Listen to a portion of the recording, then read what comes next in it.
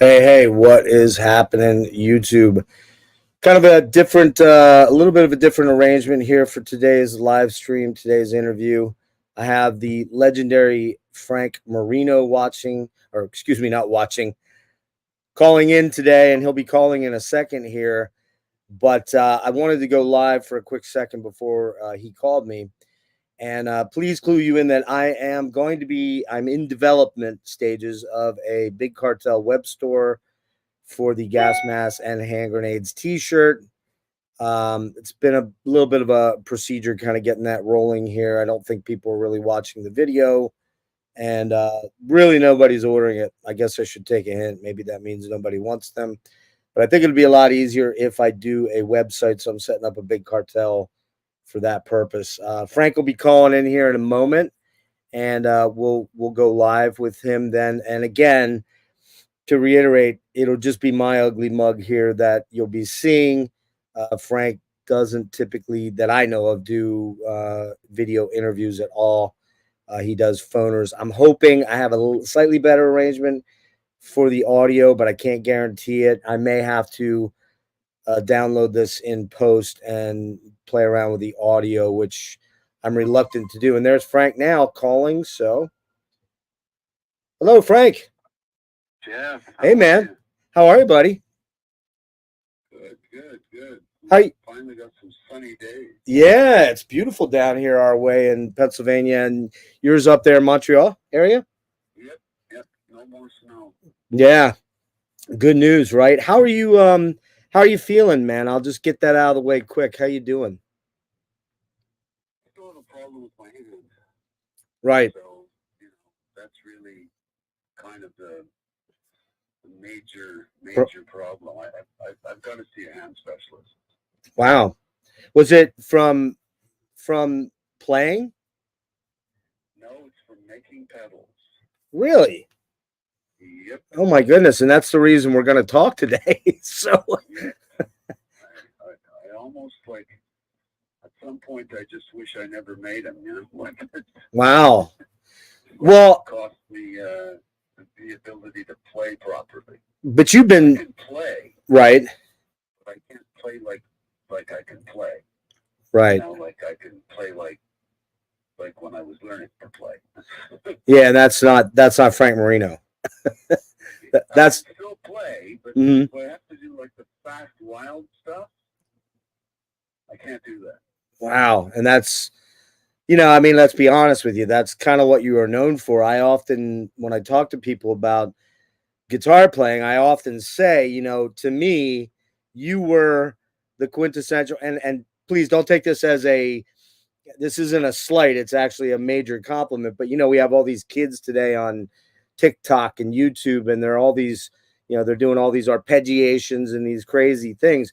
You were doing that stuff when those guys weren't even considered on the planet, right? I mean, you were right. They weren't born yet. Very far away from, exactly. Yeah. So, no, somebody actually said that to me in another interview I was doing. He said, "Hey, did you know you were the original shredder?" I was going to use that. I was going to say that, and I didn't want to. Yeah, you were the guy. You and Uli. I think you and Uli were the guys. Yeah. Because Uli kind of had the European neoclassical vibe, and you were more the right. You were more the blues shredder. But I would defy anybody to find any guy in the 70s that was playing as fast as you. It just, they're not going to be able to do it. I guarantee it. So yeah, that's not a good thing to hear. I'm concerned. And I know this time a year ago, almost, I think it was about a month, next month would be a year since we spoke, and you were waiting on a call from the doctor at that point in time. And I guess the news. Well, I've had MRIs now. I've had all kinds of tests. Right. Basically, they said to me, look, there's some kind of damage in the finger there. Maybe I compressed it or something like that, did something. Because I was squeezing these pedals and grinding and squeezing and grinding and putting pressure on the finger. And so, some people say, if with enough time, it'll go back to normal. Other people say, no, if you see a specialist, he'll be able to go in and do something, but it might cost you a fortune.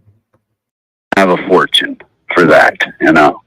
Yeah. So I don't know. I'm just right now. I'm waiting it out. I'm trying. Like I tried these. I was doing these special exercises with like a band around my finger and stuff like that. Right. That didn't work. So now I'm trying the opposite. I'm trying resting it. Did you go to physical? Were you going to physical therapy? Oh yeah, for sure. And that, yeah, a lot. And that didn't seem to improve things. No, so now I'm trying the opposite. I'm just saying, look, I'm gonna listen to some of the people that are saying if you just wait, it'll get back to normal. Just let it rest. You really what's the word? You really activated something, you know? Right. Like. And that's hard so to let's do see what happens, you know. Like it's not like I have to do a gig next month. Right, true, but you know, So, you use your hands for kind of everything: eating, washing, you know, opening car doors, opening doors. No, but all the other stuff works. Okay, it's only guitar playing that's suffering. Oh, that's the real all the problem. other stuff is working. Wow, it's because it's in my my left index finger. Okay. You know, if there's any hand specialists out there, give me a call. You know? Yeah. Wow. But it's in my left index finger. So as you know, you play guitar, the index finger has to be curled up. Like it has to be able to close up. Right. Sure. It can't be extended all the time. Yeah. And you have to be able to, if you're going to play a G7 in the first position, you have to really bend your finger. Exactly. And when you're playing rock and jazz like I do, almost everything you play has that bent finger on the E string, you know? Right. Yeah. So if I can't bend it, which is the problem, I can bend it. But it's with a lot of pain. Did you ever throughout your playing ever have trigger finger? No, trigger finger's like the opposite. It's stuck bent. Yeah, it's stuck. It's locked up. I have it on my right hand suddenly. Mine's the opposite. Okay. Mine's that if I bend it, it hurts. Oh man. And it hurts like it's the kind of hurt, you know, like if you touch a fire, you have to recoil from it. You know what I mean? Like it's just natural. You can't put your hand in a flame, right? Sure, of course. You just naturally recoil. So it's the same kind of thing. Like when I go to bed, I go to play the stuff that I normally play, a really quick arpeggio or something like that. Mm-hmm. And you have to go into that position to do it. And as soon as I do, it's like the shock of pain that happens, you recoil. Sure. So mentally, you stay away from, I'm staying away from 50% of the things I could normally do. Exactly. Yeah. So what I did was I built a new pedal. Okay. Which is a clean sustain. So imagine now sustain. You know the sustain you get when you use a fuzz or you use a overdrive, right? Right. You get a lot. You get more sustain from your string. Mm-hmm. But the problem is you get the sustain, but you also get the distortion, right? Right. Well, I built a pedal now that gives me the sustain, but does not give me the distortion. Okay. So it's a clean sustain. So now I can play slow stuff. Oh, really? And hold on to notes. You know what I mean? So it's sort of I'm trying to compensate for the fact that I can't play ridiculously quick stuff. Right. Now I'm playing stuff where I'm holding notes a lot longer and making more melodic stuff in the meantime while I'm waiting for my hand to get better, you know. So but anyway, I may put that pedal out too. I was going to say, in your case, misery is the mother of invention. Yeah, It's a great pedal though. It really works well. I'm very, very, very happy with it. And we named it Sus4. Oh, for the chord. Yeah, and for my album 4. Wow. So, actually, that's kind of the reason. Go ahead. I'm sorry. And it's like the three things. It's my album 4. Right. So Sus IV is what it's named, you know? Okay. And Sus is for sustain, and Sus4 is for the chord. Ah, nice. It's nice, but it really works well. It works really, really well. I could see, though, more. I could see more like the guys that play clean, like country guys or some jazz guys. I could see them being more interested in it because they already play clean and they would want this kind of sustain without having to have distortion. You know?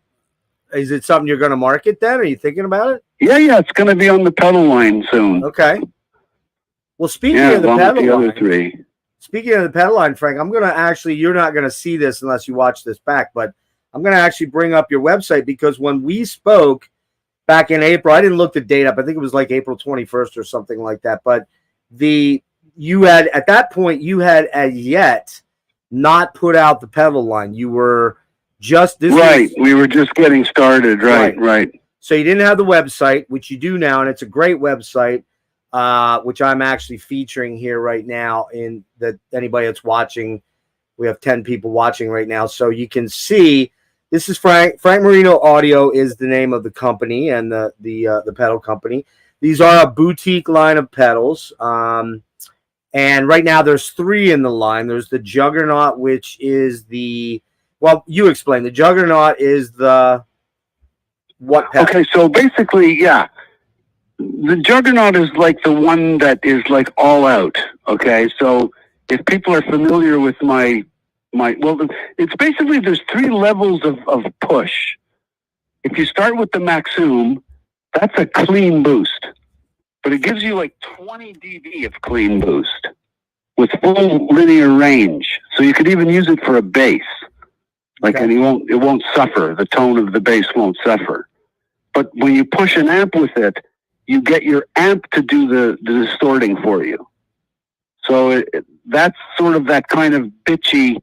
You know, that it'll put your amp into that bitchy state where you get it to grind. Right. Or you could just, if you keep your amp clean, it'll give you 20 dB of extra volume with perfectly clean. Then the next pedal is Dragonfly. Dragonfly is like a kind of a mid-range. I don't mean mid-range sound-wise. I mean middle range of distortion. It goes from relatively mild distortion to relatively good crunch over what you'd call an overdrive, what most people would call an overdrive. Right. And it doesn't go into the wild fuzz. Okay. Right. Which Juggernaut goes from distortion to wild fuzz. Yeah. So there's like 3 levels of that. Yeah. And I use them. What I do is I put Dragonfly first. Then I go to Juggernaut, and then I go to Maxim, which is the final one to give me my 20 dB of boost. Right. It'll also drive a long line like a buffer, so it's good for that as well. And the Maxim's kind of a good clean boost too, right? I mean, it gives you that clear crystalline sort of thing. Yeah, exactly. Yeah. But now the new one, plus 4, it's also a clean boost. Okay. But it's a clean boost with sustain. Okay. But the sustain does not break into distortion. It uses compression to do it. Okay, right. So it's like now there are compressor sustain. There have been compressor sustain units on the market for years and years. Sure, of course. The Ross compressors and all kinds of there's other ones. But they all suffer from what I call overshoot. That's like, I'm sure it's happened to you. When you first pick, there's like this boing, where it's like loud and then drops. You hear the compressor work, okay? Right. That's called overshoot. My unit has absolutely zero overshoot. So when you attack, the pick attack doesn't change the dynamic. When you attack, it's exactly what you attack. Okay. It's not like a ding or all of a sudden the volume drops, Right. Like it's exactly what you attack. There's no overshoot. So you really don't know the pedals on. So what ends up happening is, like, as you play, what it really ends up sounding like is it ends up sounding like you've got really good strings that are lasting a little longer. It's not going to last like forever because it's not like a digital pedal that creates a loop at the end and makes it sound like, there's those digital sample and hold circuits. Right. It's not that. Right. It just basically it's as you begin, you're already compressed, and then it comes back, and it comes back nicely without wavering, without, bouncing all over the place, which some of them do. And so it just feels like your strings are like lasting longer. Okay. They don't last forever, Sure, but they last longer, right, and way longer. And you really know it if you turn it off. Like while the sustain is going on, and you turn the pedal off, you see, oh my God, my guitar's dead. It's already gone. Right. So it works really well. I think it's going to be a good addition to the other three. I got a big question for you. I'm looking at the website right now, and I'm actually looking at some gear history page. Okay, the section that says gear history, and it's got several pictures of you in front of various different iterations of your board. The one I want to ask a question about, you're familiar with this, of course, right? Because you put it together. Oh, yeah. The Tulsa 78, which would have been you at kind of your height, maybe of gear insanity, probably. Okay. So that picture, if I'm not incorrect here, shows what looks to me like to be two echoplexes. Am I right about that? Oh, yeah, I still have them, too. Okay. Wow. So you were running tandem echoplexes? I still have them. I mean, I don't use them anymore. They're just sitting in my house. Right. As a matter of fact, I was even thinking of selling them. Oh, geez. Because they're sitting in my house really doing nothing, and maybe somebody could make use of them. But yeah, that in those days, there was two echoplexes. There was a Univibe. There was a Maestro phase shifter. Those were all my modulation pedals. But every one of those things was modified. Right. Yep. Nothing is stock. You got in there and tinkered around, right? Oh, did I ever? and to the point where I had a lot of times, look, for every time I tinkered and had a success, I had 10 black smokes. Oh, boy.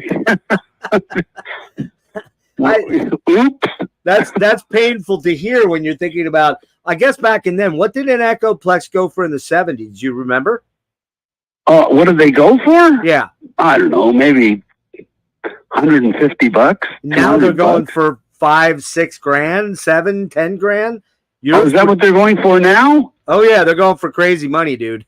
Crazy money. Oh yeah. Well, maybe I should sell them. I was going to say, with the provenance of being your echoplexes, I mean, if they still work, I would think if they're not doing anything and you don't ever plan to use them again, that might be something you might want to dig around and look into. They're very valuable.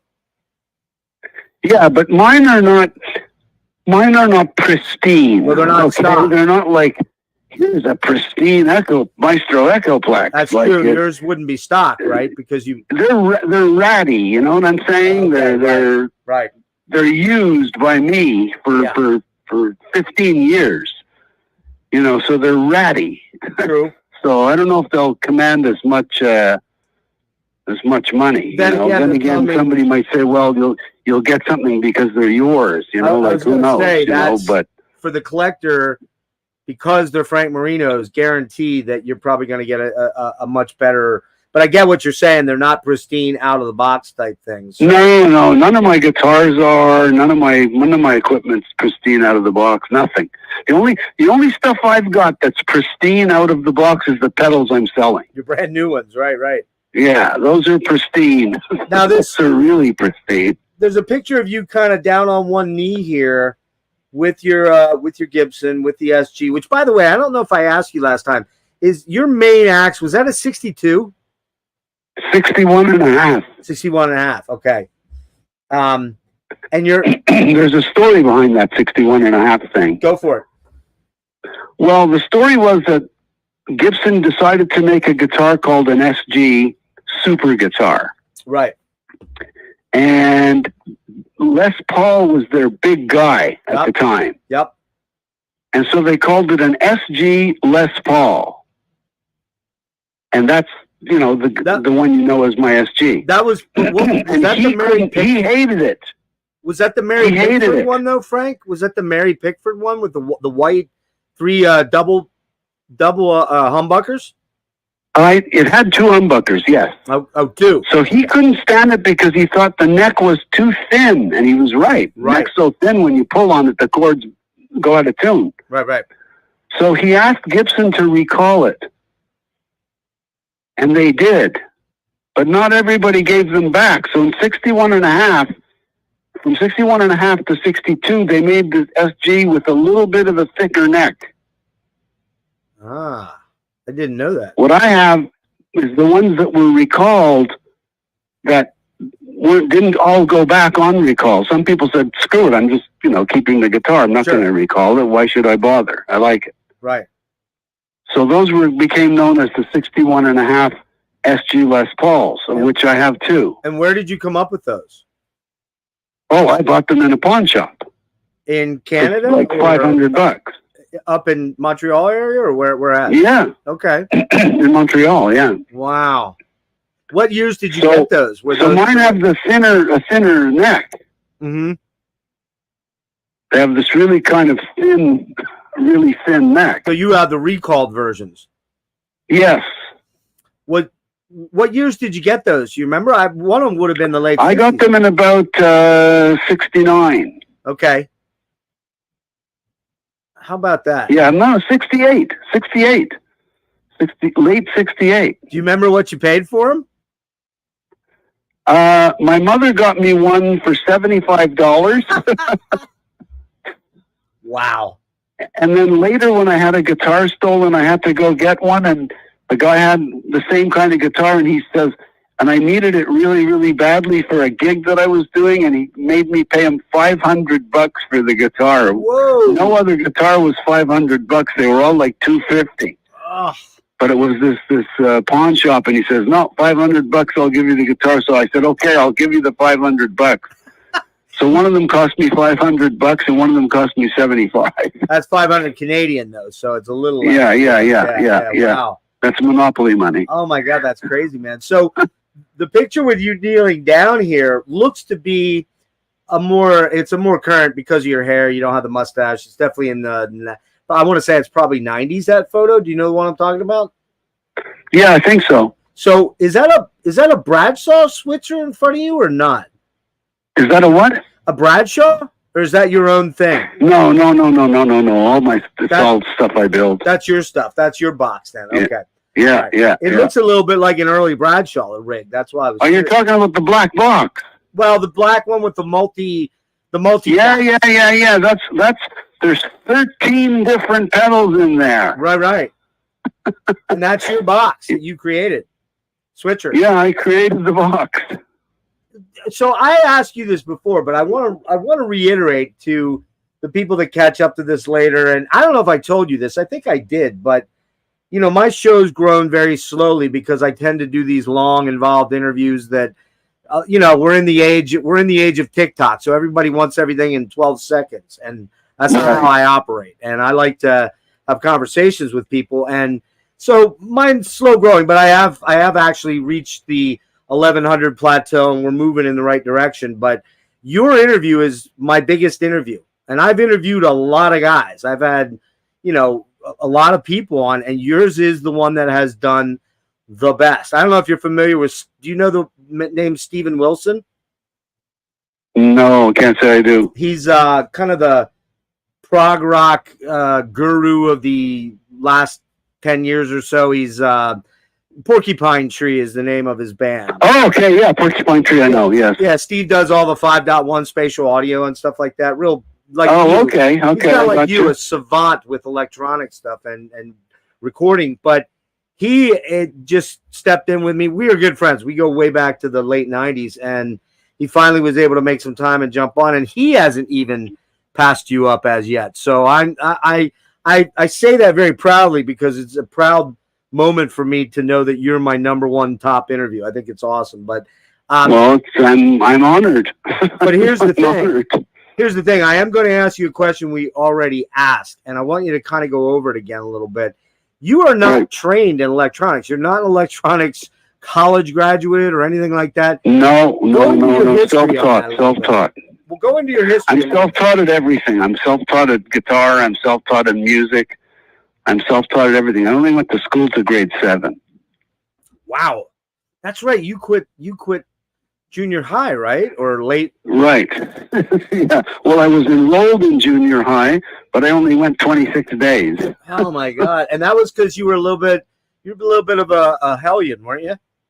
Well, I blew my mind on acid. We talked about that, and I think that's a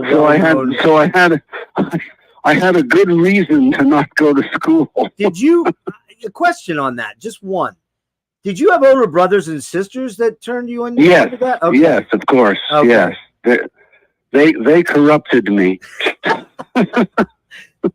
Wow. My older brother and sister definitely corrupted me. How many siblings do you have? I had older brother, older sister, younger brother, younger sister. Once the youngest sister died at 37, though. Oh man. Oh. Are your older siblings still with us? Yep. Okay. And they're still trying to corrupt me. They're still trying to corrupt you. So you were very young, man. Like I haven't done a drug or a drink since 1968. I know, man. That's incredible. And Okay, and they still do. Oh my goodness. How about that? Well, how old were you when you first dropped acid? I was like 11. Oh my God. That's insane. And then I was 13 when my mind blew. Yeah. And that's when you ended up going in and out of the in and out of the hospital and all that stuff. But at least I never did another drug. Well, that's awesome, man. Not even marijuana, huh? Not even a beer. That's right. You didn't even drink back then. That's crazy. Well, no, I did before. Well, yeah, but not once you got out of the hospital then. No, once I got out of the hospital, forget it, man. It was like I wouldn't even take an aspirin. Yeah, that's amazing. That's amazing. And I did my whole career like that. And that's hard to believe, considering people thought, "What's wrong with this guy?" Exactly. You know, everyone was you're in the '60s, number one, the late '60s, when your career starts to take off, and everybody's doing drugs. And here's this guy sitting in the corner drinking coffee and Coca-Cola. Yeah, that's amazing. And you're on these giant, we talked about all the stadium gigs and things that you did, and these big tours that you were out on. And you're out there, and I imagine I would gather that your band members were drinking, and you probably they were having the time of their life. Yeah. Amazing. Yeah, I mean, I didn't mind that everyone around me was doing all that. It wasn't like I had a problem with the idea that anyone was. I just was too afraid to do it. I don't blame you at all. After what I went through. When you look at the covers of Strange Universe and Childhood Novelty, those aren't just psychedelic pictures. Those are places I lived in. Man, dude, that is just so scary. That's why I've never done it. I've stayed very clear of that particular. Well, keep on staying clear. Yep. And I don't even drink very much anymore these days. Very rarely. I don't feel very good. I have a health issue I'm dealing with, and it doesn't really help me very much. So. Every now and again, I'll smoke the odd joint from here and there, but I'm not even into that very often. So, hey, there's a picture of you here with a Strat, and I know you did play a Strat in and around the Strange Universe time, and probably before. What year is that, and what's the backstory on that one? And do you still have that? Yes, I still have it. It's a 61 or a 62. I don't remember which year. I got it for $250. Right. And I put stainless steel frets on it. Oh, you refretted it yourself? I had a guy do it. Oh, okay. Do you remember? I mean, you're so typically associated with the SG that this might be the first picture I think I've seen of you with that guitar that isn't on the inside or the back cover of Strange Universe. What or Child, is that Child? Might be Child. I think it might have been Strange Universe. The back cover of Child of Novelty with the Strat. Yeah, that's the Strat on the back. Yeah. What were you using that a lot back then, recording wise? I would play certain songs with it. Okay. Songs that have a Stratty sound. Right. I would use the Strat, but I couldn't stand playing the Stratocaster because first of all, it had 19 frets. Mhm. Second of all, you couldn't reach the high frets without the body being in the way. And I was used to the SG's, Right. ability to reach the high notes. Right? So it was a lot more work. Third of all, the way it hangs on a strap, it pushes your left arm against your body because it hangs to the right. Right. So I would change where the strap lock was to make it hang more like, I would put it on the back to try to make it hang more like an SG, Was the SG a 22 fret or 24? 22. 22. Okay. And So, like but I love the sound of the Strat better than the SG. So what I ended up doing, and if you look at the DVD, in the 80s, I took two of my SGs and I loaded them with Strat pickups. I actually did it in the 70s, but I didn't use it till the 80s. Yeah, you can see that on this one picture here. Yeah, right here. Yeah, and I loaded them with Stratocaster pickup, but noiseless versions, like DiMarzios. Right, so you had single coils in those double... Well, they're virtual vintage. They're the virtual vintage copies of single coils, but they're noiseless. Okay. Right? But they really sound like a Strat. So if you listen to the DVD, there I am, I'm playing all these tunes that sound like I'm playing a Stratocaster. Right. But I'm playing them on an SG. And that's like for me, that's the holy grail. It's like the SG neck and body with the sound of a Stratocaster is like the holy grail. This one picture of... But now I want to say this. I found some drop-in humbucker pickups because my SGs have the original PAFs and all that stuff that everyone thinks those are so great. I think they sound like awful. They're muddy. Right. Now I've got a pickup, actual drop-in pickup from Lindy Fralin.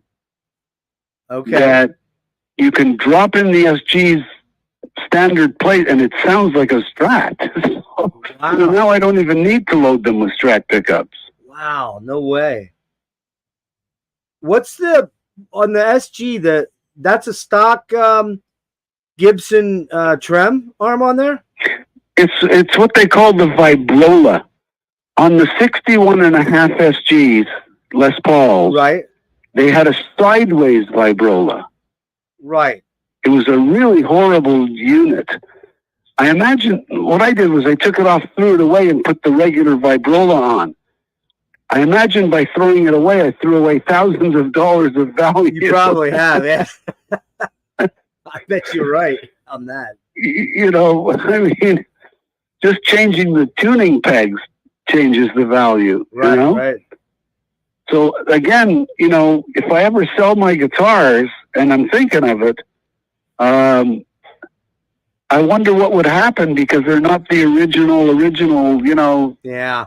They're not perfectly original, but they're owned by a guy who's in the rock business. Well, so maybe that makes up the difference. I was going to say there's two avenues of thinking there. The first is if it's a true collector, i.e. a guitar collector that wants vintage untouched stuff, they're going to be kind of turned off. But if it's a collector of memorabilia and they're a guitar player or an aficionado of they're going to be like, hey man, whatever it takes. I think if you tried to sell those, I don't want to speculate, but if I was in the game and had money, I'd be a player, but I don't have money. So I hate to say it, Frank, I'm probably not going to be one of those guys, but as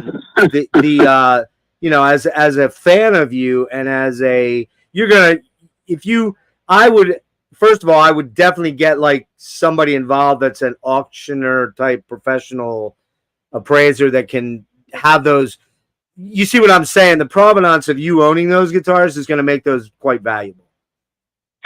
Well, we'll see what happens. I mean, it's going to take somebody, that's got deep pockets, I guess. Yeah, they'd have to have deep pockets. I saw, I want to say about a year and a half ago or so, Neil Sean, who has 9 million guitars, was selling his, I think it was a 57 Strat, but it had a Floyd Rose on it. So, of course, that wasn't original. And they were asking $52,000 for it. Wow. Yeah. So there's money out there. And I know that if there's, I don't I don't know what the market would be specifically for yours, but I think it would be more considerable than you think, and you know, who knows? Maybe Zach would buy them all. I have no idea what's going to become of them and what's going to happen, so we'll just have to wait and see. Well, ideally, we hope that you can get the hand situation sorted out so that you can at least play to the level that, and I know where you're coming from, because with my neurological condition, I'm starting to notice some things. They're not every day and they're not overwhelming as yet, but I'm noticing just certain things where I'm like, oh, that doesn't feel like it always did. And I'm younger than you, Frank. I turned 58 on Sunday, actually. And so, you know, I'm not foolish enough to believe that I'm not in the other side of things here with regards to my overall mortality. But I get where you're coming from when you're like, man, I can't do those things that I used to be able to do. And that's in your case. Here's the problem, Jeff. The problem is I could do them a week before I couldn't. Right. Yeah. It's not like they faded away. Mm-hmm. I just happened to damage something. Which that's very troubling, right? It's very troubling mentally. Oh, it's like, what the heck's going on? Yeah. And then the mental side of that is you start fighting it because you're like, you want to get better and it's not happening. Yeah, and you want it to happen now. Exactly. Yeah, yeah. Hey, go back to the wait, give it a chance, let it rest. You'll see, it'll come back to normal. How long must I wait? It's been 6 months, or more. Right, right. Well, let me ask you this, and I don't know if you want to get into it. If you don't, that's fine. But you had canceled the tour, though. That was quite a bit before I talked to you. It was a couple months before. Were you already experiencing, or was that due to some other issues?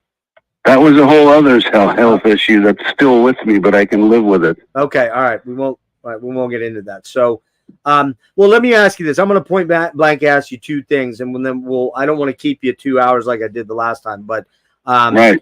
I wanted to ask you, if you heal up to a level that you're comfortable with, which ideally would be back to 100%, but even if you're back to 90%, you can take an Advil and kind of get through it. Although you said you don't take aspirin, but if you can get through it with just something remedial like that, do you foresee ever going out again, or do you think that's just sailed? Okay, you do. Yes.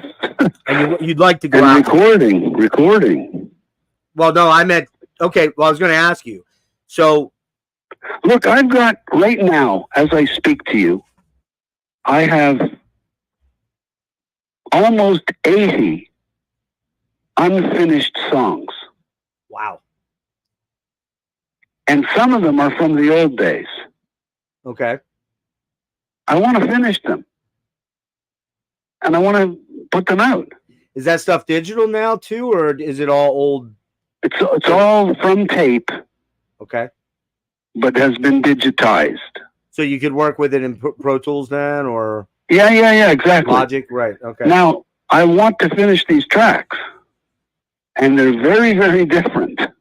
Some of them are very, very different. They're very varied.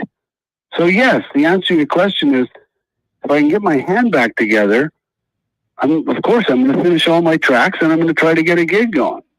So would you put them out through your own label, or would you look for? Well, I don't think there are labels anymore. I think what you do is you just put stuff on the internet.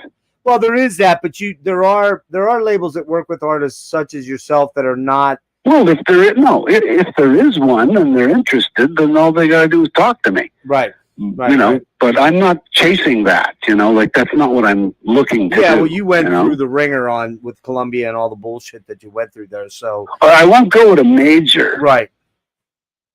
Well, that's where that's like the kiss of death. Yeah, and there really aren't.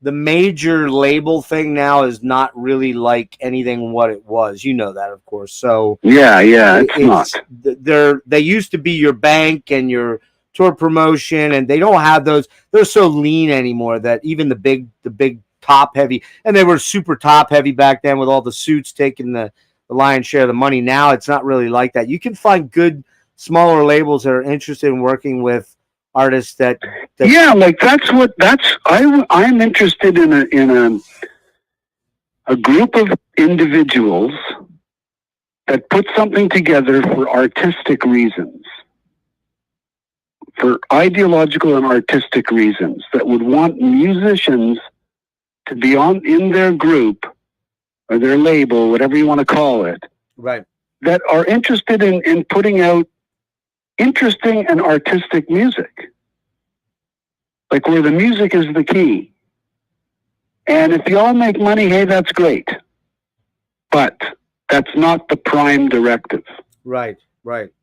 That's I said to you in our first interview that I have so much respect for you as an artist and as a human being, because your whole thing was never the trip was never about becoming some giant famous rock star in terms of would it have been nice to make a good living out of it or to even become very comfortable? Yes, but that always change. This better than anyone. Money twists and changes people, generally speaking. Yeah. And large amounts of money. I'm glad I didn't get it. What's that? You're glad you didn't get it. I was really lucky. I was really lucky that I was ripped off. Oh, Jesus. Well, I don't know if that's... Because who knows what kind of an asshole I might have turned into. I don't know, man. I mean, I've gotten to know you a little bit, and I don't think that would be easy for you to be that guy. I don't think it would be easy for you to be an asshole that way. So, hey, one never knows, That's true. We should mention one thing. A couple quickies here, and I'll let you get out of here. One thing I did want to mention was we lost Jimmy recently. Yes, we did. November, I believe it was. Yeah. And I kind of wanted to ask you, if you don't mind, had you guys stayed in contact irregularly, and how were... Yeah, from time to time. It wasn't regular, but it was from time to time. How'd that hit you, man? I had a great relationship with him. So that had to have hit you pretty hard, right? Yeah, it was hard when I went to the funeral, and it was a little bit strange. Standing in front of him, I started telling him, "Get up." Yeah. Man, what a drummer that guy was. Get up.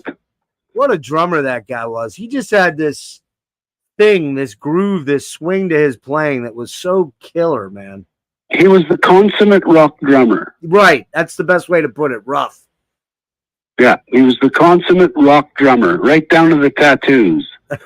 Like he was whatchamacallit, the guy from Motley Crue. Tommy Lee. He was a Tommy Lee before there was a Tommy Lee, but he had a hell of a lot more talent. Yeah, by far. I agree with that without question. Yeah. But he was that kind of personality. Yes. He was that rock drummer personality. Bigger than life kind of thing, right? Yeah. And everything was a party. Yeah. Everything was ha, ha, ha. We're having a great time. Was he related? He had a great time till the moment he died. Did you tell me he was related to you? Yes, he's like a second or third cousin. Okay, somebody mentioned that to me, and I was like, really? I had no idea. Yeah, on my mother's side, yeah. Okay, wow. So we've established that you definitely want to get these tracks done. You want to play at least close to the way that you played before, and you would go out again if you got... Oh, no doubt about it. Okay.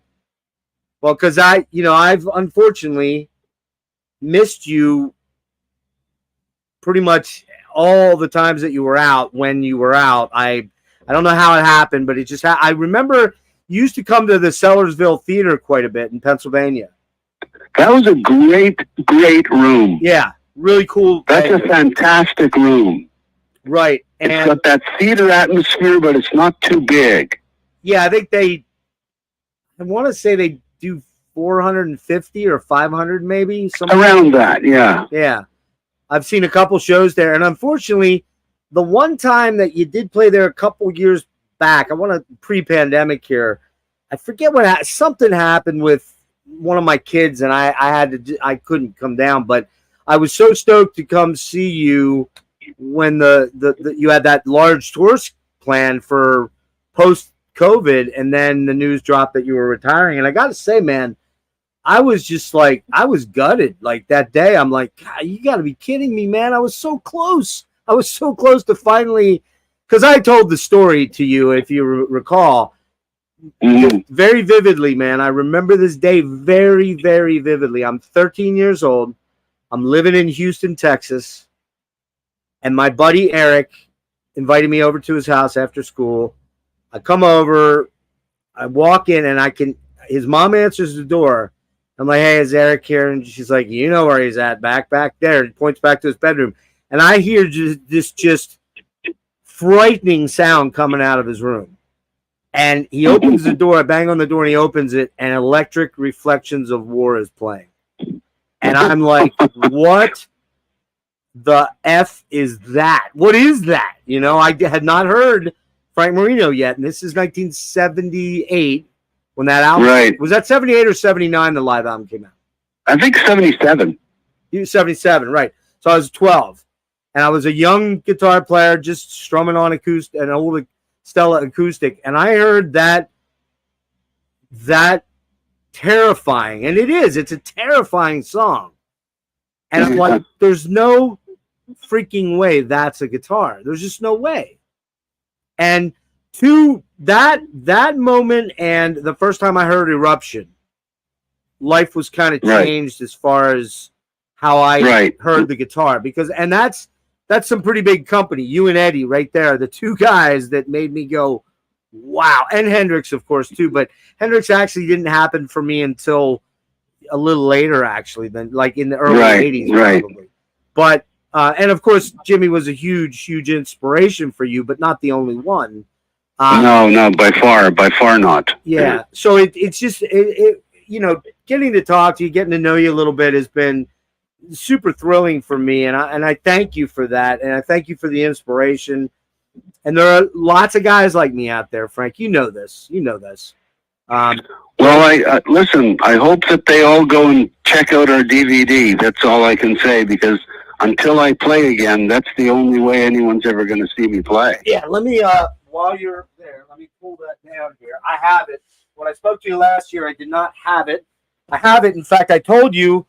A young friend of mine, we did the Frank Marino deep dive on my channel back after you. Eric sent me a copy.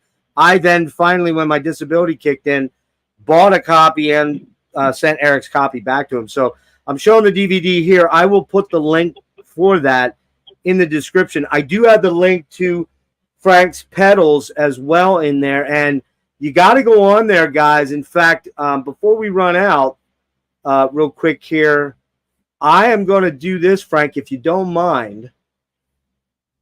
Do you mind if I play one sample here? No, I have to. Go ahead, knock yourself out.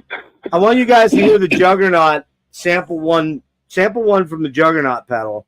I want you to hear why this guy is the shredder of the 70s. Listen to this a minute.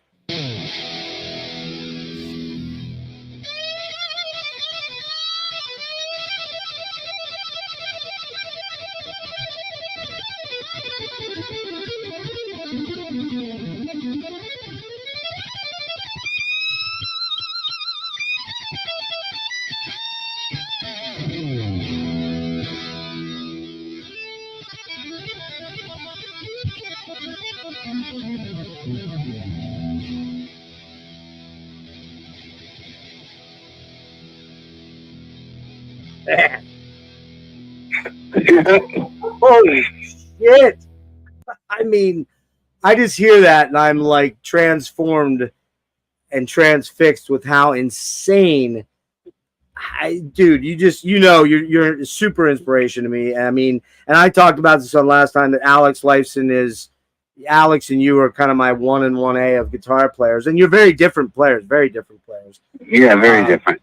But without the inspiration, I was already playing, Frank, when I found out about you, but if you'd told 13-year-old me or 12-year-old me that, in 2024 or 2023, I was going to actually talk to you, I'd have been like, there's no way that's going to happen. That's not real.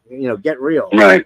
But we want to push the fact that these are boutique pedals. So let's be honest, they're not, your production line type pedals. You actually hand solder. They're handmade. Like I make them. Right. I make them myself. These are not, a $200 pedal.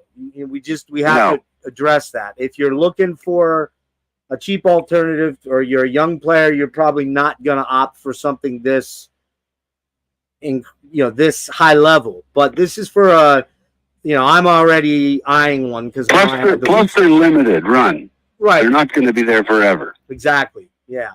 So there's maybe 50 of them or maybe a little more, like who knows? Well, I was just going to ask you, how well has the sales been since late last year when we talked about, or like? They're pretty good. Okay. But the problem is when the order comes in, I've got to get down there and make them, like it's not like they're just sitting there, Yeah. And so it takes a little time, and people order them, and no one's complained so far. Everyone that's had them has said they're really the best stuff they've ever had.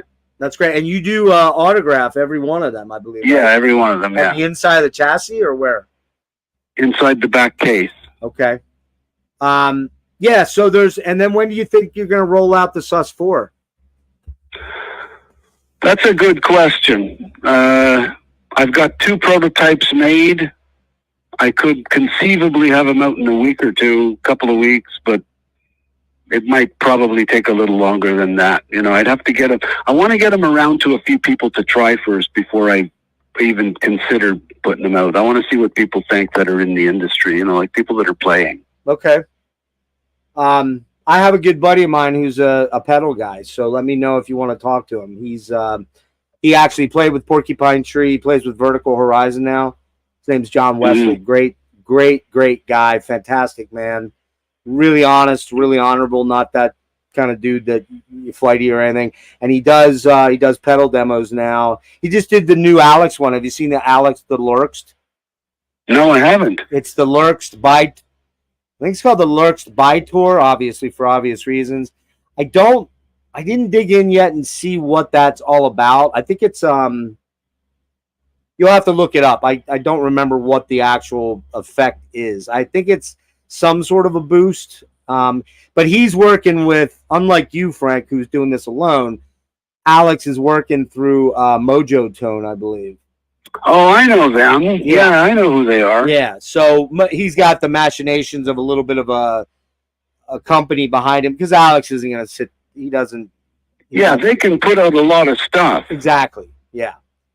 They're also doing the Hentor Sports. My stuff is there's so many moving parts. It's like I just can't see it being mass produced by anybody, like, because it's all by hand, so how do you mass produce that? I don't see that being possible, Well, let me ask you a question. If somebody could do it, I'd be open to thinking about it. I was just going to say, let me ask you a question about that. Like, if someone like that came to you and said, hey, we'd like to license it, would you be interested?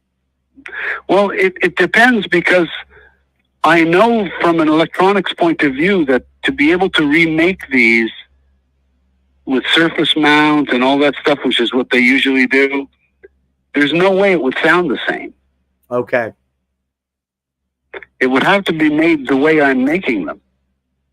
And so now what you've got to do is you've got to have people sitting there putting these together. Right. Like I'm doing. In other words, another bunch of me's. Yeah, right. Basically putting them together. And I just don't think any company's going to do that. If the company did want to do that, then I'd be very interested in it. But if they're going to, what companies usually do is they'll take your design and they'll say, well, we can have it mass produced this way, and that way. Instead of using these parts, we'll use these parts. And instead of using this plug, we'll use this board. And you know what I mean? They do it their own way to get it all in a different case. Right. I wonder. I wonder. Then it wouldn't sound the same. Yeah, I wonder though. I think you and I ought to have a conversation off the air then, just briefly about that, because I may have a thought on that about how to hook you up with somebody. So, so everybody go out, check these pedals out. You're not going to find them in Guitar Center. Sorry, they're just not there. Check them out online. There's very few. There's very few in the world. I'm telling you now. And once I stop making them, that's it. Well, I'm sure they're going to end up on Reverb for a lot more money. Oh, by far, for sure. And, this is the true essence of what a boutique pedal is right here. Yeah, I would say so. So, check. I'm working on another one as we speak. What, other than the Sus4, you mean? Yeah. Okay. It's basically an envelope filter, like an auto wah. Oh. But with my own sort of way of doing it. Wow. So you're still thinking about expansion then, apparently. Well, it's not really expansion. It's just like, give me something to do while I'm waiting for my hand to heal. Right. I'm really not trying to start a pedal company, Right. It's not what I do. I'm a musician. But you're just working on your own thing. There are very few musicians that I know that actually build their own stuff. Hardly any, and very few know what they're actually doing with them. I'm one of those guys. Like, I get pedals and I'm like, why can't I figure this shit out? I feel like I need a aerospace engineering degree to figure out the new quad cortex thing. I'm like, why is this so difficult for my small mind? I don't get it, but you're one of those gifted guys that has that ability to hear a sound and create it electronically. And there's not, like you said, there's hardly anybody that can actually do that kind of stuff. Well, there was Tom Schultz at one point. Oh, well, he was an electrical engineer, though, I'll remind you. Yeah. He was. He had the actual schooling. You're an anomaly in that you just are one of those guys that really has a knack for that kind of technical sort of thing, and you've been doing it since you've been in your 20s. Yeah. Which is unreal. Long time. Really rare. So I'm hoping, Frank, that we can do another episode somewhere down the road, and I didn't want to keep you super long today because I've got some stuff that I want to it's my medical stuff now I got to hit on here after we get off the phone, but I would hope that maybe we could do, because I did go back and listen to our interview, and I didn't touch a lot on the post-Juggernaut stuff, and maybe there's not as much to go into there now, but as far as depth, as far as the records, because there was really only 3 records post-Juggernaut, I believe, right? There was Full Circle, From the Hip, Double Live.